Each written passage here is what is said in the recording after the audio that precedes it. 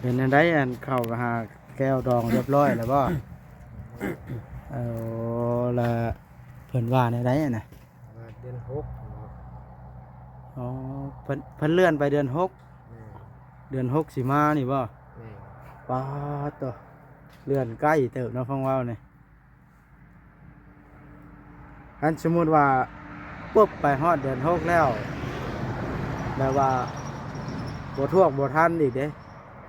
เพิ่นสิมาหาเองบ่หรือว่าเจ้าสิบุกไปอีกคือเก่าสิบอกเองเพิ่นเอาเพิ่นสิทันอ๋อก็ถือว่าใกล้พอสมควรได้2 เดือนหนึ่งเนาะจากนี้ไปก็ได้นี่ได้ก็เพิ่นมีหับห้องไว้แล้วก็บ่จักแต่ว่าตอนนี้มันจ่อพอบ่ท่วงบ่ทันเพิ่นเลยเลื่อนเนาะ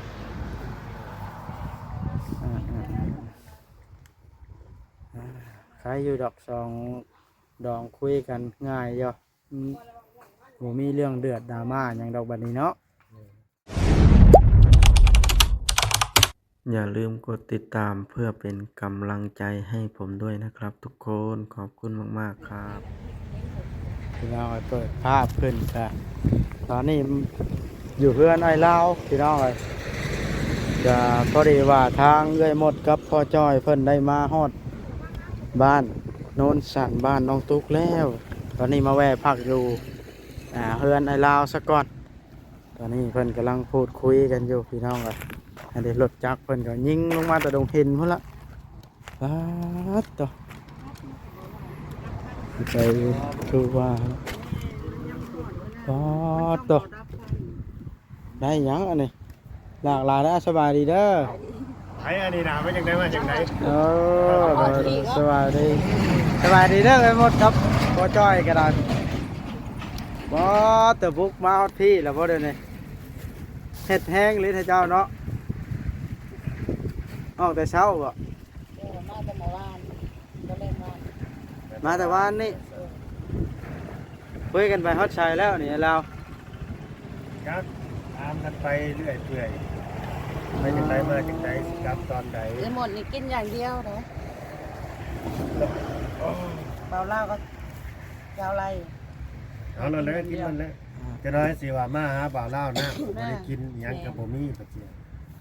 กินรถกินรถไม่ให้กินเลยกินรถยังไม่ได้กินแต่ข้าวเท่านั้นได้เดี๋ยวมาหาบ่าวเล่าพอเข้าในกินรถเองเนาะกินแล้วก็มาเนี่ยลุงจ้อยนั่นนะจุดประสงค์มาเรื่องที่ว่านะวะเอาไปเรียบร้อยแล้วเรียบร้อยแล้วแสดงว่าเล่าภาพไปแต่เช้านี่นะบ่เป็นเล่าเล่นข้าวกันจะดีเนาะไอ้สิไปแล้วก็ล่าอีกบ่บ่แล้วเราไปแล้วใครสิไปไอ้น้าบ่บ่จะไปกับไอ้จอยบ่คอยแฮกเต็กหรือเป็นได้ยังคือเต็กเนี่ยได้เพราะว่าแล้วก่อนให้ดีหรือว่าเป็นได้เล่าให้ฟังหน่อยว่าลุงจอยเลื่อนไปเลื่อนไปเดือนหกเลื่อนไปเดือนหกอ้าวคือเลื่อนจ้อทบาทเลยอีก2 เดือนเลยบ่ได้ลิ้นให้เด้อนี่สิลิ้นเองเด้ออยู่น้เบาเหล้าก็แห้งพันเสียงเบาเหล้าว่าก็แห้งเบาตะคอเบาเหล้าอ๋อมันพัดไปเดือน6 บาทเนี่ยโอ้ย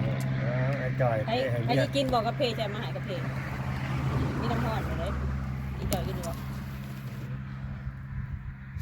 แล้วถ้าเจ้าสิไปใช้ต่อบ้านนี่ครับถูกเขาเลยก็ฮะไปกินแฮดบ้านนี่บ่ได้ยินเด้บ่ได้ใส่คอยบ่ได้ใส่ไม้ไปสิได้ใส่ไปเฮ็ดหยังกินแฮดไปเล่นแล้วเนาะเอานอนจะใช้สักคืนนี่ดูแงวน อนอยู่ดงแงว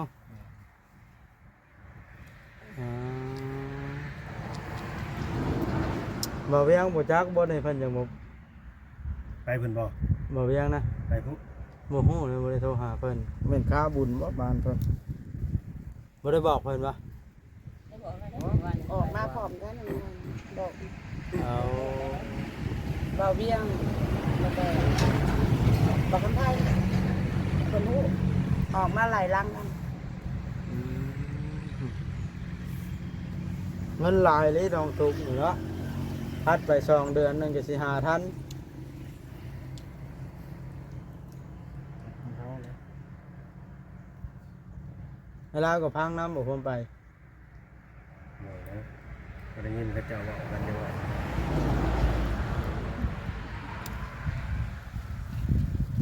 ก็ได้ยินเขาเจ้าบอก เป็นคุยกันส่วนตัว เล่าคนนี้ แต่หมดดวงควันว่าเราได้ยิน เราอุดหูไว้บ่เต้ไปคุยกันเรียบร้อยเนาะ เราบ่ได้เข้าไปเนาะ จะได้เคยได้ยินไอ้เรา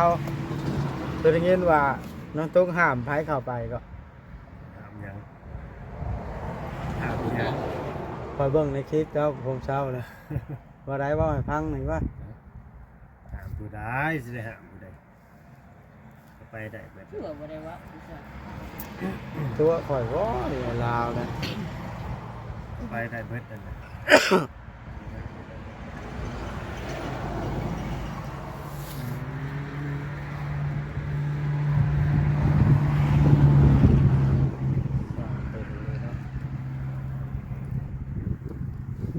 ไปย่างเลาะคนมันนอนแล้วนะไปหาย่างส่งชวน ไปลงคอยสิสัมภาษณ์ลุงจอยพอดีนี่ สิเป็นอย่างร่มสวนหรือว่าปวดเหนียวบ่ บ่ย่างส่งชวน อ๋อแต่มะม่วงไม่แต่หน่วยใหญ่เนาะแนว ขอเดียวทางได้กระดาษส้มนะเงินเรานะ ถ้าสิเขามันถ้าสิเขาห้องน้ำแล้วห้องน้ำอยู่ในเรือน ต้องห่วงเนาะเพื่อนลาวนะสำราญสวัง ชาติทุกสมบัติปาก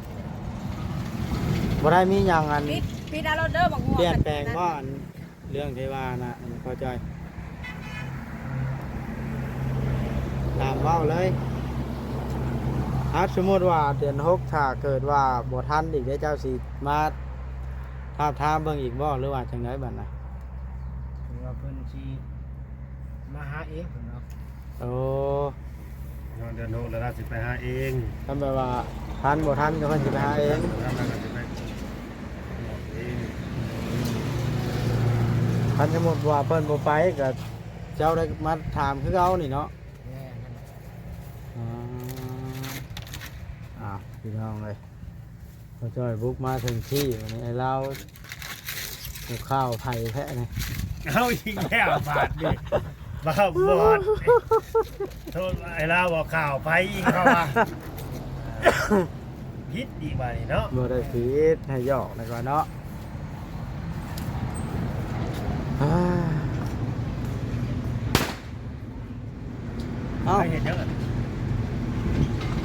จังไดอ่ะนะมาได้ใช้อ่ะนะให้มารอบสังหารบ้านน่ะ รถเขาแถวผ่านได้ไหม มันหนารถใหญ่อันนั้นล่ะ เฮ้ย เขาทิ่มคนของยาบ่ พอเป็นกระข่ายหมูหรือยังไง บ้างกับโพกน้อยเนาะ มันจูดใส่มาตัวนี้บ่จัก มีคนมารอบสังหาร เอาแล้ว ตก คน ใจ นั่นก็ แล้ ได้ ว ก็เห็น เฮ็ดไปทั่วเนาะมื้อใดกลับพุ่นน่ะ คนแรก เออ สู้ขนาดรถเจ้ากันเนาะแรงยังมันจังได้มันนั่นน่ะ มันถ่ายค่า ถ่ายคาดมันละติดทึนเลย ถ่ายค่าก็ถ่ายคนไพ่ เบิดเท่าไหร่อ่ะ โดนมันการเติบนะ เนี่ยแต่ไม่แนวเป็นอยู่หั่นเนาะมันเก่าแล้วเนาะแต่มันก็พาเจ้าไปได้ทั้งปากเซใต้เซเหนือ เจ้ลูกห้อง เซลูกคอน้ำบ่ว่าตี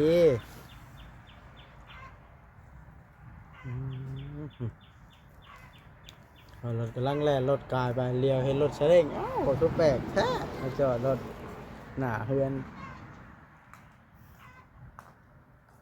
ขี่รถหยังไปเช้าเฮียขี่รถใหญ่ลาววะ ซาเล็กเรา เจ้าก็ไปกับเมียตั้งห้าง ไม่ได้ไปนะ อ้าวแล้วว่าวัดใดเลยเนี่ย ไปสิไปเห็นโมเมนต์อย่างเขาเนาะ มีแต่เพิ่นนั่นน่ะไป เอา ไปในใดเราบ่ได้แต่งตั้งให้เป็น ก้อยคือเห็นเจ้าท่าน้องตุ๊กเช้านี่ไปหาปะ เนาะบ่ได้ไป ถามจังก่อนแต่บ่เนาะ บ่ได้ไปมื้อเช้านี้ แต่ว่านี่ปะ อืม เอาคอยก็เบิ่งคลิปอยู่คนละข้องใจเลย คือฮ้อนแท้บาปว่า ฮ้อนใดเพราะว่าคอยมีเรื่องสิไปถามน้องตุ๊กอยู่ใดเดี๋ยวนี้นะ ไปผมบอก สิไปเอาเครื่องเลยกลายเข้าไปเลย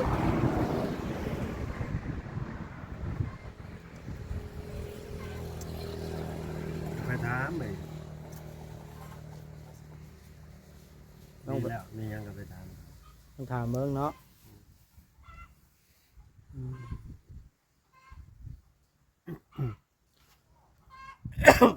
มันห้องหาลูกมันไก่ น้องแต่ก็ยังบ่จักซักก็ถามลาเช้านี่ว่าพ่อจ้อยบ่ทันมาได้เราก็ได้เราก็ไปบอกดีกว่ามันสิวิตเดือนวิตวันละได้เราอะ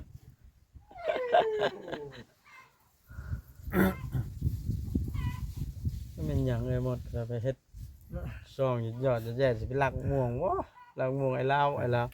โลดเอาโลด เป็นญาติมาเลยเป็นปบมาเลยเฮ้ยเฮ้ย บอกเราจะเลิกหอม ปิดนโรเดอร์อย่างหมากได้กับปิดนโรดมีราคาเนาะ มักม่วงโลได้อันนั้นนะ ม่วง บอก มั มัน นคงเป็นตะกินแหละ ม่วงมันบ่ ม่วงมัน ม่วงมันให้เป็นกินแล้วมันยังหวาน ซุปขาดมันนอนจากอันนั้น ห่อไว้ แต่มัน แล้ว อันยังก็มันเหิมเนาะมันเหิมมันพอดี มันปูนะวะมันเหลืองๆจังหน่อยนะเนาะ ไงพอดีแซ่บกันชุบแซ่บ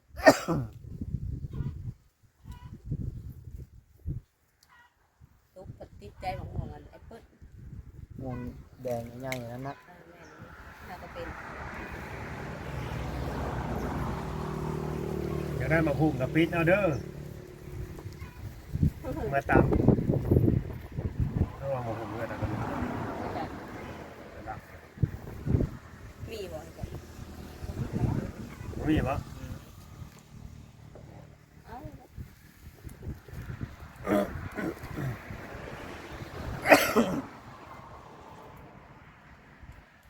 สบายใจแล้วไอ้จ่อยเดี๋ยวเรามาหาลองรับกันทั้งสองฝั่งสองฝ่ายเด้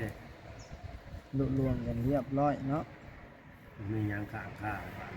มันจะรอมือเดือนหกบอกไม่ นัดมือแล้วเอาใหม่จะท สามขามบ่ สามคำนั่นมือนั่นวันที่ข้างแน่บ่ได้นะ ำจะกระทำที่ ว่า เลย ถ้าว่าเอาใหม่ก็ต้องนัดกันแล้วเหยเอาใหม่ก็ทำก็หามือ คือว่าต้องหอดมือจากหามืออีกทีหนึ่งบ่ ห่างหามือบ่ถ้าว่าเพิ่นพร้อมนี่ตามรักแล้วถ้าฮอดว่าเดือนหกเอาใหม่แล้วเพิ่นสิพ้นขั้วว่าสิเอาใหม่จะค่ำเลยนี่ทางนั้นต้องโทรบอกต้องโทรแจ้งทางนี้ว่าเท่านั้นค่ำเท่านี้ค่ำเด้อตาดองนั่นน่ะ ได้ งามเด้ ลงบทบันทึกข้างแน่บ่รอบนี้ก็ได้ หรือว่าเอาปากกันสิใช่ บันทึกในใจ เออ บันทึกในใจได้บ่ได้บันทึกเป็นลายลักษณ์อักษรได้ใส่ปึ้มใส่กระดาษ เพราะว่ามีแต่ว่าดองสองกำยังไข่คือกันซื่อๆเนาะบ่ได้ฮอดการจัดตั้งบ้านเมืองเพิ่นหรอว่ารอบนี้ เดี๋ยวส่งดองคุยกันเอง มันโมแมนแล้วไปถามทานก่อนการจะตั้งบ้านเรื่อง ยันว่าเอา มันเดือดแล้วคะเนี่ยนะบาบอดเด้ย บ่ยันว่าเอามาเซ็นแบบว่าบ่ให้พิษนัดพิษเบี้ยวอีกหั้นนะ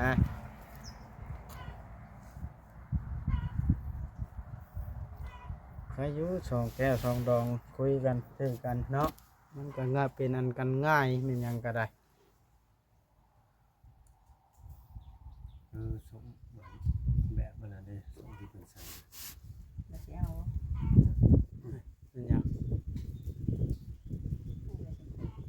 สองอยู่ในรถนะบอกเอาเข้ามาใหายแล้วแหละ เสื้อบ่หรือส่ง ส่ง แล้วว่าเสื้อข่อยก็มีอยู่ข่อยสิเอามาขายให้เราชื่อต่อเสื้อยี่ห้อนั้นล่ะ ซื้อน้ำเมียข่อยได้ตัวนั้นก็แล้วนุ่งตัวนี้ก็แม่นนี่ ส่งนี่บ่ ฮะ ส่งนี่ แม่นส่งก็แม่นเชื่อก็แม่นน่ะ น้ำบาบอสดี บ่เวียงใช้ซื้อน้ำข่อยน่ะถามมึงว่าอันพอจอยน่ะตอนเราอยู่ห้องหมอเนาะซื้อจักโตน่ะ อยู่หลายหั้นแหล้ว ส่งน่ะมีจักโตไว้หมดส่งที่ใส่อยู่น่ะ โดย ส่งที่ใส่น่ะมีจักโต มีตัวเดียว เออ ใส่ถอดแล้วก็สักแล้วก็มาใส่อีก สิเอาให้เติมนี่ มีตัวเดียวนี่แหละมันสักมันแห้งไปแล้วก็มาใส่อีกถอดออกสักแล้วก็มา ให้ ใส่ ยังว่านี่ ให้คนละโตเด้อกับผัว คือว่าไปแล้วรีบมาบ่เกิดเรื่องหยังวานนะ ไป เจ้านะ บ่ได้รีบได้บ่าวลาวอยู่จนค่ำ คือได้ยินบ่จอยโอ้ยไปแล้วไอ้ลาวเพิ่นมีเรื่องด่วนต้องกลับมาว่าคือว่าลูกบ่สบาย ไปพุ่นน่ะบ่ แม่นลูกบ่สบายแหละหมอน้อยๆนะผู้โทรตามมันทั้งขี่ทั้งหากมันก็ลงคอเลยกลับมาก่อน นี่บ่น้ำพริกน้องแต่ว่าว่า FC ผากมาให้เจ้าอันน้องแต่สิผากไปให้น้องแต่บ่นี่ แม่น เอา เอามาใส่มึงดูทั้งผัวทั้งเมียน่ะมาลองมึง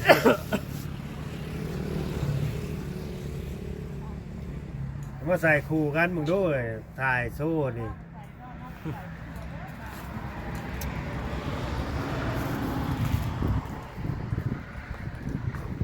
นี่คือการผิดเลย สมผูก ไปใส่นอนได้นี่นะไปมาใส่นอนได้ ยับเข้ามาหนังสาเรียกปุ่นได้ กล้องคอยจะพุ่นเฮ็ด ยับเข้ามา เอามาแห้งยับ ยับเข้ามาก ล้องม้วนนี่ตั้งแจ้งแห้งเลยดูนะ ก็เป็นนั่นน่ะ ได้เด้อ เป็นน้ำต้องบ่เสร็จ อันนี้ได้ ต้องบ่เสร็จก็ ทีได้อยู่บ่ ส่งใหม่ สาวลาวบ่าวลาวแล้วก็สาวไร่เนาะให้ส่งอ่ะบ่จ่อยเอาเท่าใด อย่าลงกันเด้อผัวเมียมันแบบลายเดียวกัน ใส่น้ำกันด้วยเลย อ๋อมัน คือ คนนั่นน่ะบ่ ค่าเดียวกัน ลงกันกับบ่เป็นหยังเนาะ พอดีเลย มันคือการเล่นตัวใดก็ได้ คือสิบ่แพ้มีหยังเขาเอิ้นส่งอีหยังแต่บ่จะฮู้ ส่งสร้าง ส่งสร้างส่งสร้างบ่ส่งสร้าง มันหูบสร้าง อันนี้จะส่ง ได้ไหมใช้ได้เลยโอเคผ่านมา มาแต่ไทยผู้ใดส่งที่ใด ใส่อยู่บ่คันสิแพ้มีอ่ะว่าตอบเพิ่นออกไปแล้วเพิ่นจะได้พากันนำ ส่งมาแต่อุดรเด้อส่งนี่เด้อบ่แม่นส่งตลาดเซโนได้ส่งมาแต่อุดร ของไทย อันนี้พอซื้อซิโน่มันแพงบ้างนะตัวอันนี้แพงบ่คือกันแพงนะจับขามัน ก็ใส่สบายบ่ ใส่สบายนะ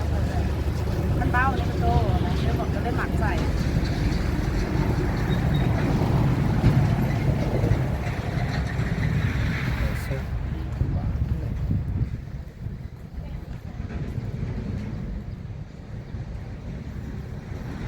คนลงประมาณ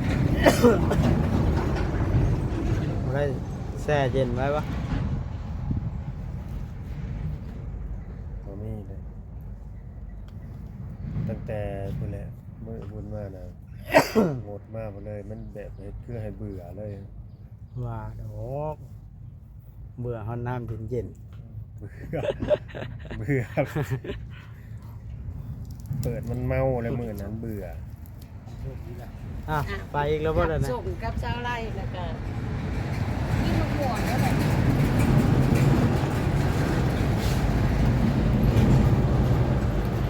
พี่น้องไงทางบบัดก็ได้ฮู้เรื่องราวน้ำแล้วพอจอยเพิ่นก็ได้ไปคุยกันเรียบร้อยแล้วกับดองเพิ่นบบัดก็สิได้จบคลิปลงสิไปเวียกต่อกันมานะสิจบแล้วก็ สิจบคลิปแล้ว ไปแล้ว พอแล้ว ครับจบนะ เพราะนานๆได้มาเห็นกันทั้งที จะถามว่า จ บ่ บ ได้แช่น้ำเย็นๆไว้ มันไปหาเล่าผมก็บ่อยากจบจังเทื่อ แล้วมาฮอดนี่เลยสิฟ้าจบแหละแล้ว เสี่ยวไผอันอยู่แกงแห้นนะพ่อจ้อยเสี่ยวเจ้าบ่เลยเสี่ยวอันเมีย น้ำเขาอยู่มือคือ บ่แม่นเสี่ยวอีกคนแบบนี้บ่เปล่าบ่ติงก็ใช่ก็มีแต่มือแต่คู่เนาะ แบบผมมีไฟกับไฟหั่นนะ ไผก็อยากปากอยากเว้าน้ำเนาะ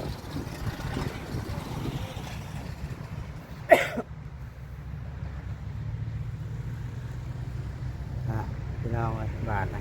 นี่ปล่อยให้ลาวเพิ่นคุยกันก่อน บ่าวบอสบาดนี้ โอเคเด้อขอบใจหลายๆเด้อ สบายดี สบายโอ้จ้างกับเฮ็ดบ่ตูบอันนี้ แม่น นึกว่าเฮ็ดเองก็คักแท้ใส่ดอก โอ้ไปสิเฮ็ดเป็นเด้ โอเค